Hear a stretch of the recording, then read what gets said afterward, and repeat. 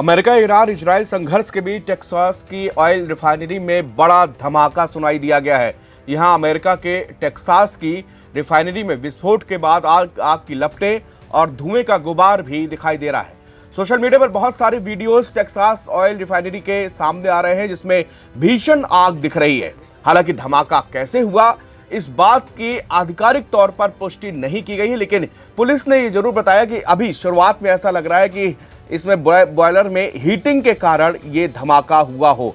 लेकिन ये हादसा जो है बहुत संगीन है, बड़ा है, और ऐसे वक्त पर जबकि ईरान के साथ में इतना तनातनी चल रही है और खुद यूएस की रिपोर्ट बता रही थी कि अमेरिका के अंदर किस तरह से और जहां जहां अमेरिकी रह रहे हैं वहां पर स्लीपर सेल ईरान के एक्टिव हो चुके हैं, उसके बीच में इस रिफाइनरी पर धमाका होना ये जो है बहुत बड़ी बात। हालांकि इसके क्या कारण हैं ये अभी तक सामने नहीं आए हैं। यह हादसा वेलोरो एनर्जी की रिफाइनरी में हुआ जो रोजाना 3,80,000 बैरल तेल प्रोसेस करने की क्षमता रखती है।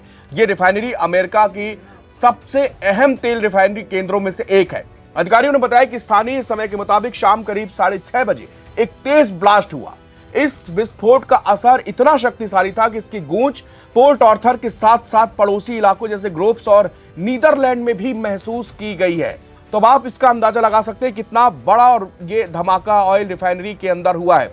चश्मदीदों के मुताबिक धमाके की आवाज कई मील दूर तक सुनी गई, जिसके तुरंत बाद रिफाइनरी से आग की लपटें निकलने लगी।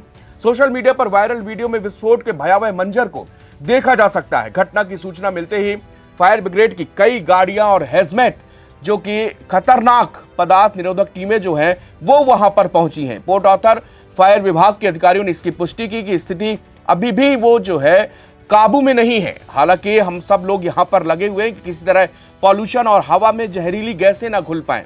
राहत की बात यह है कि अभी तक वहां से किसी के भी हताहत होने की खबर नहीं है, ना ही बड़े पैमाने पर किसी के वहां पर इवैक्यूएशन की भी जरूरत नहीं पड़ी है।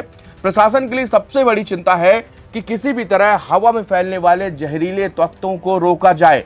तो अमेरिका के लिए समय बहुत ये बड़ा जो है, ये चाहे किसी भी कारणवश से हुआ, लेकिन इतनी बड़ी ऑयल रिफाइनरी में और ऐसे वक्त पर धमाका होना कई बड़े सवाल यहां पर खड़े कर रहा है। विशेषज्ञों की टीम हवा में गुणवत्ता यानी कि एयर क्वालिटी की लगातार वहां पर निगरानी कर रही है ताकि यह पता लगाया जा सके कि धुएं में कोई खतरनाक रसायन तो नहीं। जब तक स्थिति पूरी तरह सुरक्षित नहीं हो जाती, लोगों को खिड़की दरवाजे बंद करके घर के अंदर रहने के को कहा गया है। यानी कि एक तरह से बिल्कुल हालात वहां पर नाजुक है। और सुरक्षा के मद्देनजर टेक्सास परिवहन विभाग ने रिफाइनरी के पास वाले हाईवे यानी कि SH 87 और 82 को भी बंद कर दिया और ड्राइवरों को एक ऑप्शनल कोई भी रूट जो चुनने की सलाह दी गई है। वेलोरी की ये रिफाइनरी काफी विशाल है जहां पर रोजाना 4,35,000 बैरल पेट्रोल जो है डीजल और जेट फ्यूल तैयार होता है। अधिकारियों का मानना है कि अगर यहां काम लंबे समय तक रुकता है तो क्षेत्र में फ्यूल की सप्लाई चेन पर बहुत बुरा असर पड़ जाएगा। फिलहाल धमाके के सही कारणों का पता नहीं चल पाया। हालांकि शेरिफ जेना स्टीफेंस ने आशंका जताई है कि किसी हीटिंग यूनिट में गड़बड़ी की वजह से यह हादसा हुआ होगा। टेक्सास रिफाइनरी की प्रमुख खासियत मैं आपको बताने जा रहा हूं। यहां पर यह टेक्सास की रिफाइनरियां प्रतिदिन लगभग 63 लाख बैरल कच्चे तेल का प्रोसेस करती हैं। यह अमेरिका की कुल रिफाइनिंग क्षमता का लगभग 1/3 यानी कि 33% पूरा हिस्सा है। अमेरिका की 10 सबसे बड़ी रिफाइनरियों में 4 टेक्सास के गल्फ कोस्ट पर मौजूद है।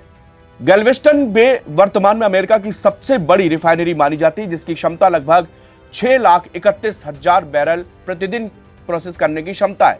टेक्सास में रिफाइनरियों का घनत्व उसके मैक्सिको की खाड़ी गल्फ ऑफ मैक्सिको के पास होने के कारण जिससे कच्चे तेल के आयात और रिफाइंड उत्पादों के वैश्विक निर्यात में आसानी होती है। ये राज्य दुनिया के सबसे बड़े पेट्रोकेमिकल समूहों का घर है जहां पर 1,30,000 से अधिक लोग इस उद्योग में काम करते हैं। तो ये टेक्सास में जो धमाका हुआ है ये वास्तव में बहुत ही भीषण धमाका। इसकी जो तस्वीरें और वीडियो सोशल मीडिया पर वायरल उसको देख के ये अंदाजा लगाया जा सकता है कि धमाका कितना भीषण है। कई मील दूर लोगों ने अपने घरों में लगे सीसीटीवी में फुटेज नहीं आई, लेकिन वो आवाज जो है रिकॉर्ड हुई और आवाज इतनी भयंकर है कि जैसे मानो कोई बहुत बड़ा बम वहां पर फटा हो।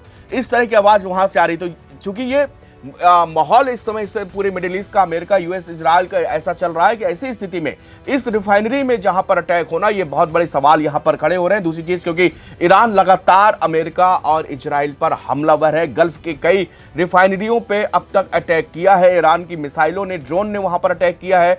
और एक दिन पहले अमेरिका ने अचानक जो है आकर, ट्रंप ने सोशल मीडिया प्लेटफॉर्म ट्रुथ पर यह कहा कि हम 5 दिनों तक ईरान पर अटैक नहीं करेंगे, उसके पावर प्लांट पर अटैक नहीं करेंगे, जिसके बाद जो है ये शंकाएं होने लगी कि लग रहा है कि अब दोनों के बीच में सीज फायर होगा।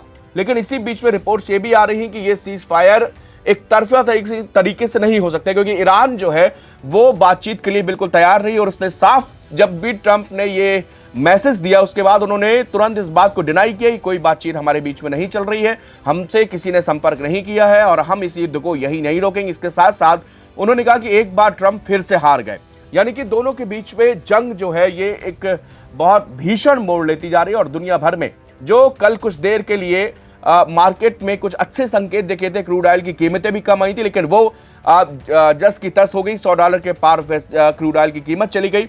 और इसीलिए ये पूरे कहा जा रहा है कि कई देश हैं जो इस युद्ध को शांत कराने में, मध्यस्थता कराने में आगे आ रहे हैं। लेकिन फिलहाल जो है उसी सब के बीच में टेक्सास में, हालांकि इसके कारणों का पता जब लगाने की कोशिश कर रही है, वहां पर टीमें लगी हुई हैं कि किन कारणों से वहां पर टेक्सास में ये धमाका हुआ है।